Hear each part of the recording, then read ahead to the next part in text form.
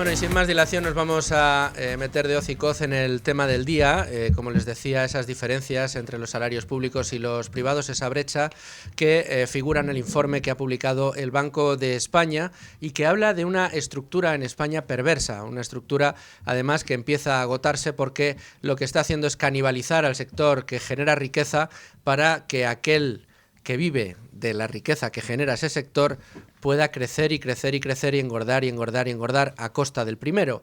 Claro, esta relación, cuando empieza a invertirse y a ser mayor la parte, digamos, que consume los recursos y cada vez más pequeña el que los crea, pues tenemos un problema muy gordo. Vamos a ver cuáles son las principales claves de ese informe del Banco de España, del que ha estado muy atento nuestra compañera de los servicios informativos de Radio, Leticia Vaquero. Leticia, buenas tardes. Buenas tardes. Entre 2010 y 2014 la brecha se redujo. Sin embargo, llevamos años en los que el Gobierno, durante el episodio de consolidación fiscal, toma medidas específicas para beneficiar al sector público, ya sea con el aumento de plantillas, según la encuesta de población activa estamos cerca de los 3,6 millones de ocupados, pero también por las subidas salariales, que han sido de un 9,8% en 3 años. Todo nos lleva a que en España haya aumentado el gasto en sueldos públicos hasta los 160.000 millones de euros. El informe del Banco de España, que analiza la diferencia entre los sueldos entre el sector privado y el público en todos los países de la zona euro, concluye que en 2021 en España los que trabajaban para la administración cobraban un 25% más. Estamos muy por encima de los países de nuestro entorno. En Italia cobran un 16% más, en Alemania solamente un 1% y en Francia en el sector público se cobra un 2% menos. En definitiva, frente al 8% de media de brecha salarial entre ambos sectores en la zona euro, España se coloca como segunda después de Luxemburgo. Lo normal es pensar que los salarios son superiores en el sector público porque sus trabajadores tienen estudios superiores, más antigüedad, jornadas a tiempo completo y desempeñan puestos más cualificados. Sin embargo, el informe del Banco de España destaca también que entre los trabajadores menos cualificados la brecha es aún mayor, ya que ganan un 29% más que los del sector privado. Y de nuevo, recurriendo al INE, a la encuesta de población activa, los empleados públicos cobran de media 10.500 euros más al año que los del sector privado, unos 800 euros más al mes. Muchas gracias, Leticia. Me acompaña ya Rubén Folguera. ¿Qué tal, Rubén? Muy buenas tardes. ¿Qué tal? Buenas tardes. Tema interesante, arduo, espeso, pero que yo creo que es muy necesario que tratemos con ánimo de lucro, entre otras cosas, porque al final los salarios es la expectativa de lucro que tenemos todos, al menos cuando realizamos nuestro trabajo, y que la relación que estamos viendo y lo que refleja el informe del Banco de España es una relación cada vez más perversa. Sí, porque esto creo que va a ayudar a que la audiencia comprenda y pueda ver que en España, pese a que antes dabas los datos de Luxemburgo, por ejemplo, que es quien lidera este ranking de la brecha entre los sueldos públicos y privados, en España la letra pequeña nos muestra que el sistema es más perverso de lo que parece, porque claro, pues si ponemos a Luxemburgo en la primera posición, habrá quien dirá, no hay ningún problema. No pasa nada, si Luxemburgo es de los países más ricos de Europa. Bueno, algún problema hay y vamos a ir viéndolo.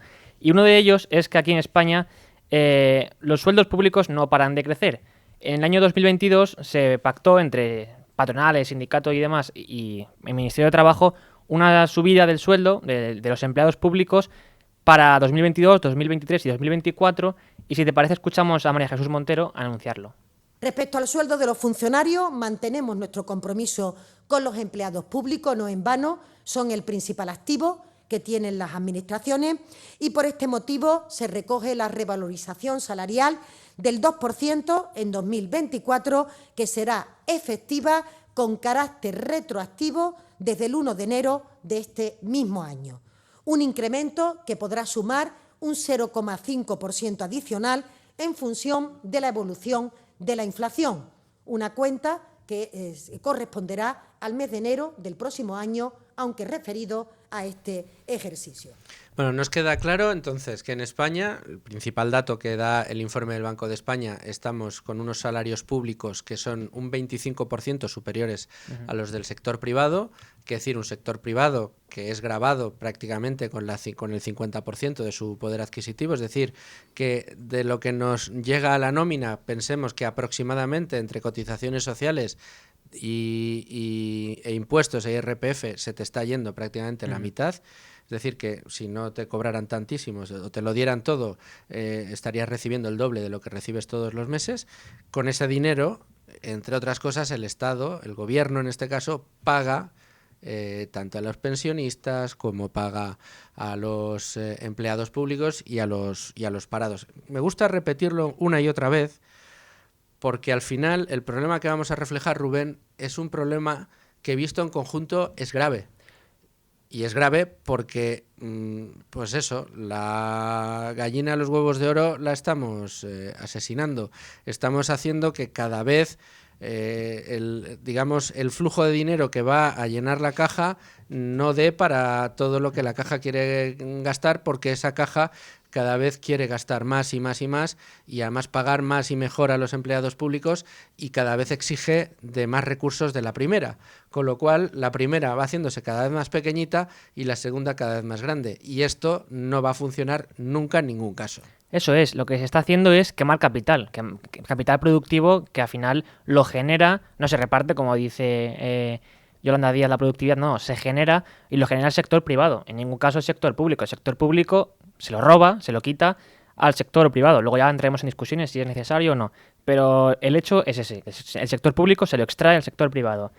Y por seguir con los datos del informe, una de las claves de este informe es que señala que esta brecha en España entre salarios públicos y privados no se debe a que los funcionarios sean altos funcionarios y tengan mayor cualificación, no, porque en aquellos empleos que requieren una menor cualificación, esta brecha asciende al 29%, es decir, que aquí en España, digamos, lo que nos dice el informe es que cuanto menor sea la remuneración requerida para el trabajo, se cobra menos en el sector privado que en el sector público. Sin embargo, en Luxemburgo, que ya decíamos, lidera el ranking, y de hecho Irlanda también, que es un país que siempre ponemos de ejemplo, es el cuarto, con un 17,73% del PIB, de brecha.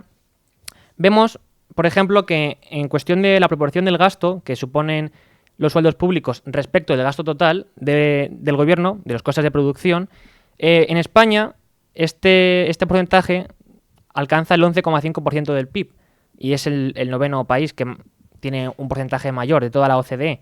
En el caso de Francia, que es uno de los países que en el Banco de España salen mejor parados, en el informe del Banco de España, porque es el cuarto por la cola, en el sentido de que el saldo sale positivo para el sector privado, pues bueno, en cuestión de la relación entre el gasto de los sueldos que se paga a los empleados públicos entre el coste de producción total del gobierno, pues Francia es el tercero, que emplea un mayor gasto para el salario público y supera el 12% del PIB. Sin embargo, Irlanda y Luxemburgo se encuentran por debajo de España. Luxemburgo sobre la mitad de la tabla con un porcentaje del 10% e Irlanda es el segundo que menos con un 6% aproximadamente. Y es que en España, de hecho, el gasto en sueldos públicos en los últimos años ha crecido y ya alcanza los 160.000 millones de euros. Luego, otra de las cuestiones también importantes es, lo comentabas antes, el salario de los funcionarios, que en Luxemburgo es mayor, porque supera los 100.000 euros, mientras que en España anualmente está en torno a los 34.000. Respecto al sector privado, que en Luxemburgo anualmente se recibe unos 74.000 euros brutos de media, y en España 23.500, pero hay que irse a ver el número de funcionarios, porque en España el número de funcionarios alcanza prácticamente los 3 millones, que de hecho desde 2018 han aumentado en 500.000, porque en 2018 eran 2,56 millones y ahora son 3 millones prácticamente. Y sin embargo en Luxemburgo el número de funcionarios es de 35.000 personas. Si haciendo cálculos así a grosso modo relacionamos el número de funcionarios con el total de la población activa, ocupada, vemos que en Luxemburgo los funcionarios son el 7%, mientras que en España es el 14%, es el doble. Es el doble. Claro. Y esto nos lleva a otra cuestión, ya digamos de fondo, y es, en España, ¿cuánta gente depende del Estado? Bueno, pues según los datos de la EPA del mes de agosto de este año, la relación de gente que depende del Estado y de gente que trabaja en el sector privado, es decir, que produce ese dinero para el sector privado, para que luego pague a esta gente, es de 1,03 frente a 1. Es decir, que hay 500.000 de personas más que cobran del Estado respecto de aquellas que, digamos, trabajan para financiar al Estado. O sea, ya no es que lleguemos al ratio de 1 a 1, sino que Se ha superado por poco. Se ha superado por poco el hecho de que cada persona del sector privado que está trabajando, cotizando y pagando impuestos está ya manteniendo a más de un pasivo. Es decir, a más de una persona que está dependiendo del Estado. Es decir, pensémoslo de esta manera.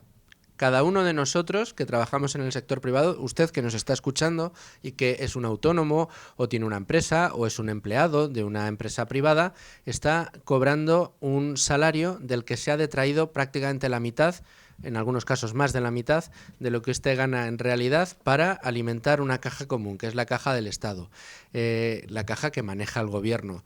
Y lo hace para mantener, usted está trabajando no solo para mantener a su familia, a sus hijos, a su mujer, para tratar de ahorrar, de hacer crecer un patrimonio que le permita a usted realizar la vida tal y como siempre la ha querido realizar, o para llegar a aquellos gastos a los que necesita usted llegar, pues no solo está trabajando usted para eso, está trabajando para mantener a más de una persona que vive del Estado, que recibe una paga, ya sea un empleado público, ya sea un pensionista o ya sea un parado que necesita una prestación por desempleo o un subsidio por desempleo. Esta situación es perversa. Y si a esto añadimos que los empleados del sector público están ganando de media un 25% más que los empleados del sector privado, yo creo que la matemática es evidente y es evidentemente nociva. Y respecto a los datos que nos daba Rubén sobre la comparación con Luxemburgo, imagínense esa diferencia entre los 3 millones de empleados públicos y funcionarios que tiene España frente a los 35.000 de Luxemburgo. Vale que las poblaciones no son lo mismo y que el porcentaje pero en porcentaje es el doble. Claro, si tienes menos empleados públicos pero mejor cualificados, puedes pagarles más para incentivarles que hagan un buen trabajo. El problema es que Luxemburgo de repente se diera cuenta de la bicoca y dijera, pues en lugar de 35.000 voy a aumentarlo a 100.000, a 200.000, a 1 millón de empleados públicos a los que tendrá que pagar cada vez menos, pero siempre cobrarán más que el sector privado y acabarían con el sector privado. Además de que la productividad del sector privado no es la misma en España que en Luxemburgo. Eso está bastante claro, yo creo. Al final, la capacidad de crear riqueza que hay en Luxemburgo, realmente de la economía de Luxemburgo y de toda la estructura de capital de Luxemburgo, no es la de España. En España, ya lo hemos dicho muchas veces, entre el 18 y el 23 la productividad cayó en torno al 4% en nuestro país y fue la mayor caída de la OCDE. Y esto redunda, lógicamente, en que los salarios están estancados, mientras que los del sector público ya vemos cómo se disparan cada año por las negociaciones que hay, al final en un sentido político más que otra cosa, y por las presiones que hace los trabajadores del sector público sobre los propios políticos.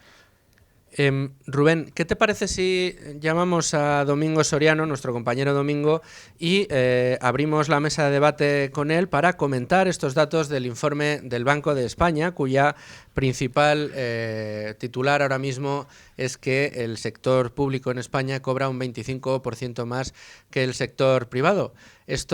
Domingo Soriano, ¿qué tal? ¿Cómo estás? Muy buenas tardes. ¿Qué tal, Luis Fernando?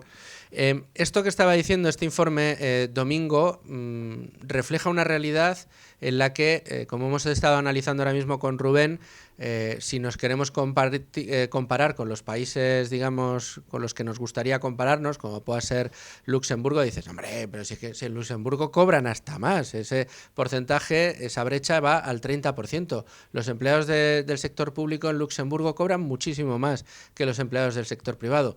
Pequeño matiz, son 35.000 empleados frente a 3 millones en España, un 7% frente a un 14%, y la productividad y los salarios en Irlanda son infinitamente mayores que en España, con lo cual no existe un problema de redimensión del sector público o de una sobredimensión del sector público frente al privado, cosa que en España, si nos vamos a la ratio entre pasivos y activos, es decir, entre clase productiva del sector privado que está manteniendo la clase pasiva del sector público, ni se le parece a la de España.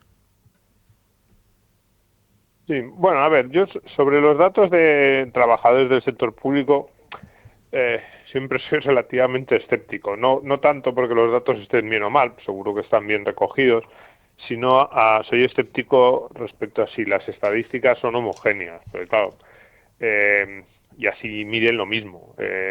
Por ejemplo, aquí en España los trabajadores de los centros concertados son considerados públicos o privados. Pues me imagino que en la mayoría de las estadísticas son considerados privados, y sin embargo yo ahí pondría muchos peros, es decir, qué tipo de trabajo es ese, porque al final, si es verdad, están contratados por una entidad privada, pero su sueldo depende, la financiación de esa entidad privada depende fundamentalmente del sector público, y a la inversa igual, cómo cuentan a los empleados de correos o de paradores.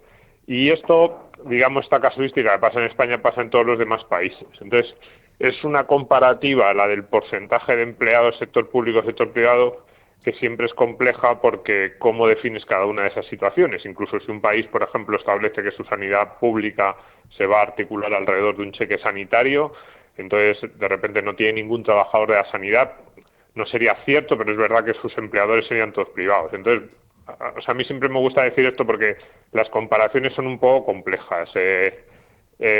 Normalmente en España no aparecemos como que tengamos un número de empleados del sector público excesivamente elevado. También luego depende de cómo lo cuentes, porque es verdad, número de funcionarios o número de personas que están contratados directamente por las administraciones públicas, es verdad que suele ser algo menor que en otros países de Europa. Si miramos luego trabajadores del sector público que considerados como tal, aquellos que responden en las encuestas, yo trabajo para una entidad del sector público, incluyendo todas las empresas públicas que hay, estamos más cerca de los niveles medios europeos. Entonces, bueno, es complejo. Lo que yo creo que es evidente es que España no tiene un problema de un sector público especialmente pequeño en comparación con los países de nuestro entorno. Esto es así, y más aún si sumamos, ya digo, como este entramado en general, y no digo entramado en términos negativos, sino en general, todo lo que depende del presupuesto público, no creo que España tenga un problema de que sea especialmente pequeño.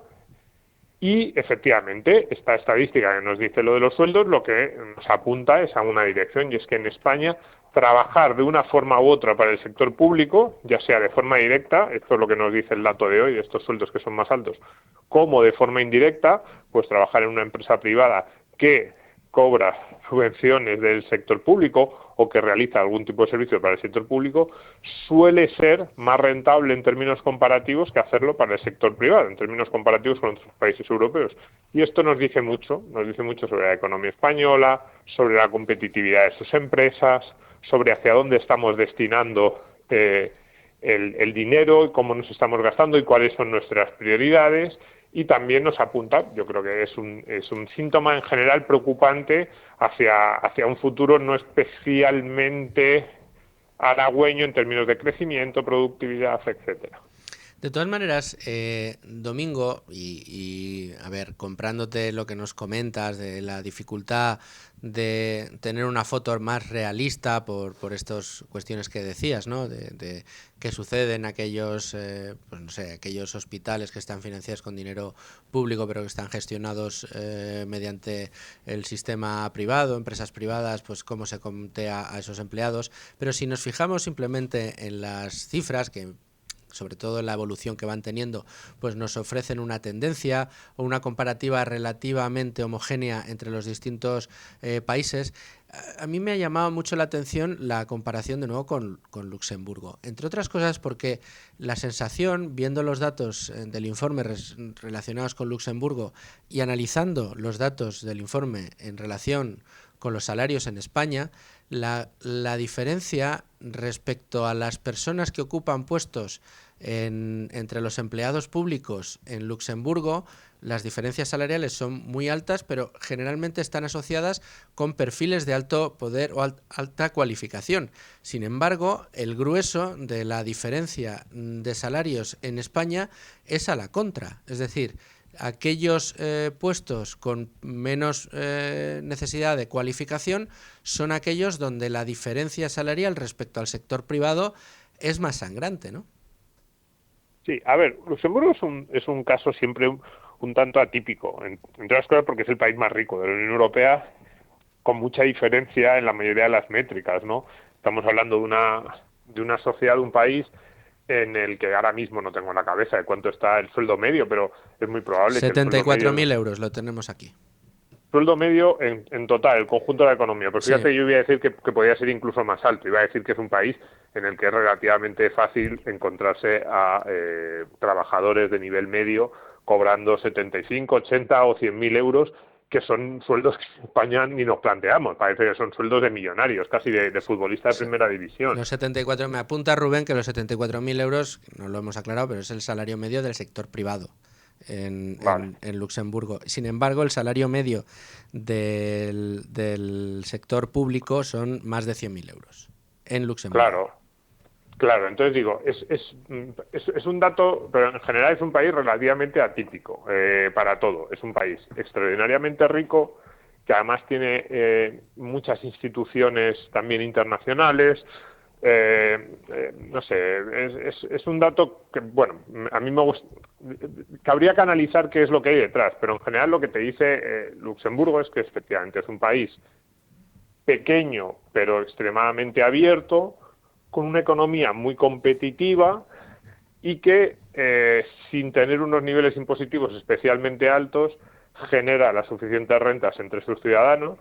Probablemente también es el país que tiene un mayor porcentaje de trabajadores, uno de los que tiene un mayor porcentaje de trabajadores en grandes empresas, sector financiero, muchas de esas cosas que se atacan normalmente en España, que se señalan, y eso le permite pagar unos sueldos muy elevados en el sector privado, incluso a trabajadores de baja cualificación, y luego, pues efectivamente, cobrar unos impuestos muy altos y pagar mucho a todos los empleados del sector público, especialmente a los de alta cualificación. Es decir, en los países que a mí más me gustan cómo organizan su sector público, es verdad que normalmente estos trabajos de alta cualificación se pagan bien, pero también hay un nivel de exigencia mucho mayor. O sea, para mí el problema en España con esto de los sueldos del sector público-privado no es tanto si son más altos o más bajos, porque también podría haber un efecto composición. Es decir, claro, los salarios del sector público son más altos porque hay un mayor número de licenciados entre los trabajadores del sector público, o porque hay un mayor número de actividades de alto valor añadido, o porque se dedican a temas más relevantes, como puede ser, pues decíamos antes, la educación, la sanidad.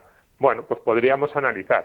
Pero el problema en España no es ese. El problema en España es la sensación de que pagamos, algunos dirán mucho, otros poco, pero pagamos sin controlar demasiado, procesos de selección no especialmente eficientes, procesos de selección que una vez que se terminan ya le conceden a aquel que lo ha pasado una especie de derecho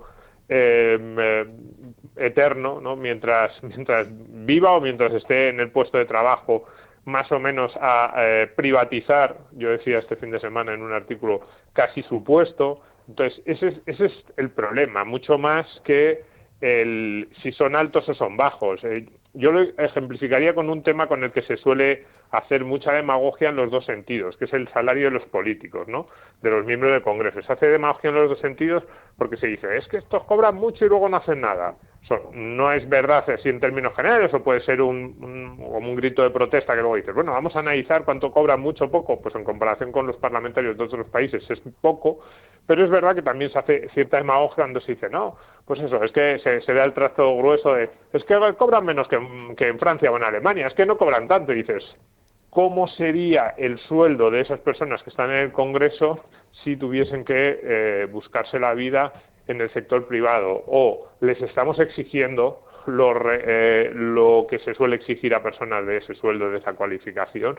Hay un control. Entonces, por eso digo que no es tanto el salario en general, si ahora nos vamos a los funcionarios, no es tanto el salario, para mí lo preocupante, no es tanto si cobran mucho o poco, sino las condiciones de acceso, si la carrera es atractiva, por qué están cobrando por productividad o simplemente por puro paso del tiempo, según van añadiendo antigüedad, van cobrando más, hagan más o no hagan más.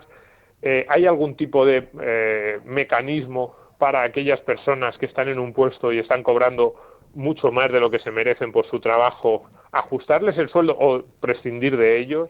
Todo eso es lo que a mí me parece mucho más preocupante del sector público español, es lo que lo hace terriblemente ineficiente, en mi opinión, y es lo que deberíamos revisar en profundidad. Y luego la comparación con el sector privado para mí es más motivo de preocupación por lo que dice el sector privado que lo que dice el sector público. Es decir, lo que dice el sector público es preocupante, pero un poco lo tenemos todos, no sé, asumido, o yo creo que sabemos lo que hay, pero lo que nos dicen los sueldos del sector privado en España es que estamos en una economía muy poco competitiva, con muy baja productividad y que no es capaz de incrementar esa competitividad y esa productividad, y que solo somos capaces de crear y generar empleo en el sector privado, en ocupaciones de baja cualificación, de bajo valor añadido y a base de precios más bajos. No somos capaces de competir en calidad, en términos generales, salvo en algunos pocos sectores, sino que competimos siempre a precios más bajos porque no sabemos son las dos formas de competir, hacer cosas mejores o tirar los precios hacia abajo. Pues en general la economía española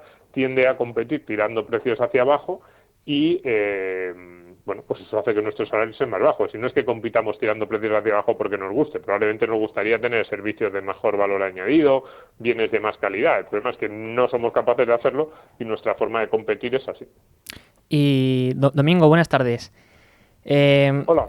Al margen de lo que estamos comentando de la relación entre el sueldo de los funcionarios y del sector privado, en relación con lo que estamos comentando, ¿cómo crees que influye la ratio entre aquellas personas dependientes del Estado, que cobran del Estado directamente, y aquellos que trabajan o que están ocupados en el sector público, que ahora esta ratio se sitúa en una relación de 1 a 1?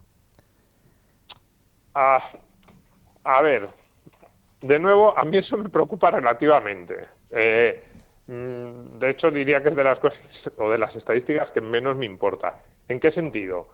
Pues muchas veces decimos, ¿cuánta gente trabaja para el sector público? ¿Trabajan muchos o pocos? Bueno, depende, y también depende de lo que valores o de que lo que valoremos esas actividades. Es decir, si mañana se privatizase, por ejemplo, la sanidad, ¿cuánta gente trabajaría en la sanidad privada en un país con solo sanidad privada? Pues trabajaría mucha gente. Entonces, es verdad, ahora están trabajando muchos de ellos para el sector público, es lógico que se les pague, pero están haciendo una labor que todos valoramos, más allá de la discusión en la que no quiero entrar ahora de si es más o menos eficiente la sanidad privada que la sanidad pública. Pero lo que quiero decir es que me parecería injusto plantear que todos los trabajadores, por ejemplo, de la sanidad o la educación o las fuerzas de seguridad son trabajadores improductivos. Eso no es cierto. Son trabajadores productivos que si nosotros tuviésemos que pagarlo, incluso en un proceso de privatización, que yo probablemente estaría a favor en muchos de los sectores que ahora ocupa el sector público, pero si iniciáramos un proceso de privatización, muchos de esos trabajadores acabarían trabajando en cosas parecidas a las que están ahora, solo que en entidades privadas. Es decir, mezclar un trabajador de la sanidad con un pensionista, porque los dos cobran del sector público, a mí no me gusta. O sea, me parece que es una equiparación un poco tramposa. No es verdad. Muchos trabajadores del sector público hacen cosas productivas. Luego la segunda pregunta es, ¿pero todos hacen cosas productivas? No. ¿Cuántos trabajadores del sector público hacen cosas que el mercado no valora, por las que el mercado no pagaría nada? Ya se organice a través de el esquema que queramos, digo, la sanidad, la educación o el sector que queramos, ¿no? Pues muchos. Ese sí es un problema. Pero no tanto, pero eso no se ve reflejado en esa ratio de cuánta gente cobra del Estado y cuánta gente cobra del sector privado. Ahí habría que hacer más una ratio de cuánta gente está haciendo en España cosas que los demás valoran y cuánta gente cobra por cosas que nadie estaría dispuesto a pagar si fuera su dinero directamente el que está implicado. Entonces, ahí yo te digo, hay mucho dinero en España que se desperdicia, pero no es justo meter a todos los trabajadores que cobran del sector público en esa especie de bolsa de economía no productiva. No, pero no se trata tanto de meter en bolsas de economía productiva o no, de señalar lo que hacen unos u otros, simplemente de señalar cómo esa ratio de cómo se va reduciendo el número de activos que generan las rentas para poder pagar a los pasivos respecto al crecimiento de los pasivos. O sea, yo estoy de acuerdo contigo en que no es lo mismo meter a un médico del sector público o a un funcionario, un abogado del Estado o no sé, o cualquier otro área, un profesor, un catedrático con un parado de larga duración o con un diputado de las Cortes. Pero o sea, en lo que a productividad se refiere. Pero si miramos una tendencia a largo plazo de que cada vez los que aportan a la hucha común son cada vez menos y además peor pagados, y los que cobran de esa hucha común son cada vez más y cobran más, pues es una tendencia perversa. Esto es lo que queríamos comentar, Domingo. Sí, bueno, a ver, ahí habría que discutir mucho, ¿no? O sea, estoy de acuerdo en que España tiene un problema, y es que da la sensación de que cada vez hay más parte de la población, vamos, no solo España, pero España en concreto, hay una parte creciente de la población que no es productiva y que hace cosas que nadie valora por las razones que sean, o que no hace nada directamente. Me refiero a los pensionistas. Yo digo, si tienen derecho a cobrar los pensionistas, claro que sí. ¿Y su pensión debería ser más alta? Pues sí, en un mundo ideal debería ser más alta. ¿Y es una pena que haya pensionistas que estén cobrando pensiones de cientos de euros? Pues sí, es una pena que haya pensionistas cobrando pensiones de 700, 800 euros. Pero lo que es evidente es que si tú cada vez tienes más personas que no producen y que lo que hacen es cobrar rentas de los impuestos que pagan los demás, eso acaba siendo una losa para la economía productiva importante. Entonces, ahí la discusión estaría en todas aquellas personas que forman parte del sector público en cuanto a que producen bienes, los que sean, bienes, servicios, todos estos que estamos hablando, cómo los categorizamos. Porque es verdad que son personas que cobran un salario, no solo que cobran, ¿no?, sino también el resto de los gastos del sector público los podríamos incluir ahí, ¿no? Pero digamos que son gastos que hace el sector público a precios que no son de mercado y que no somos capaces, es imposible saber en cuánto valora el mercado cada uno de esos servicios. Si estamos siendo productivos o no, si estamos o no malgastando recursos. Entonces sí, digamos que el hecho de que cada vez la bolsa de personas que, o bien porque no hacen nada, son inactivas en cualquiera de sus modalidades, o bien porque haciendo algo no se sabe si están haciendo aquello que deben a los precios de mercado, a los precios que más o menos el resto de los consumidores valoraríamos su actividad, pues a mí sí me parece una tendencia preocupante. Pero, o sea, lo que quiero decir con esto es que me parece mucho más preocupante, o sea, esa mirada hacia cuánta gente está haciendo cosas que los demás quieren consumir o no, que el agregado general de trabajadores del sector público y sector privado, pero sobre todo es porque, bueno, ya digo, a mí no me gusta mucho esa especie, o sea, yo he visto muchas veces este gráfico en el que se empieza a desagregar, ¿no? Trabajadores del sector privado, gente que cobra del sector privado, gente que cobra del sector público.